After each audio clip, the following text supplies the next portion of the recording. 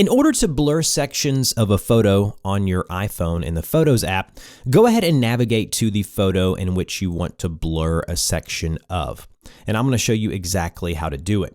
So this works very well with faces. So here's a picture of my two kids. And as you can see, they're holding something there in front of them, and then their faces are very clearly visible.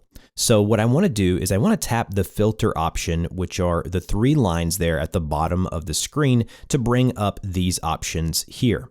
Then I want to tap on the eraser icon at the bottom that says clean up. And then once I do that, it will then present me with the little hand icon. So whatever area I want to blur, so in this case, the faces, I go ahead and just color over the faces.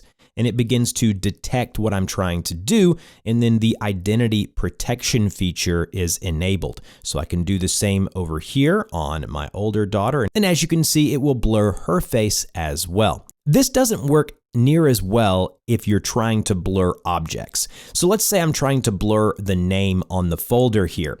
If I'm in the cleanup mode like I am here, I can just highlight over her name here, and as you can see, it detects it. And instead of blurring it, it just removes it and applies the color of whatever the background object is. So here's another photo, and I want to show you how it works on a photo like this. If we go to clean up once more, and then we go ahead and color over the word congrats here on the bear, you can see it detects it, but it doesn't do a very good job. So oftentimes you'll have to go in and play around with it, and you can always hit undo to make sure that it goes back to normal. Another thing you can do is tap the pencil icon in the upper right-hand corner when you are under the Photos app.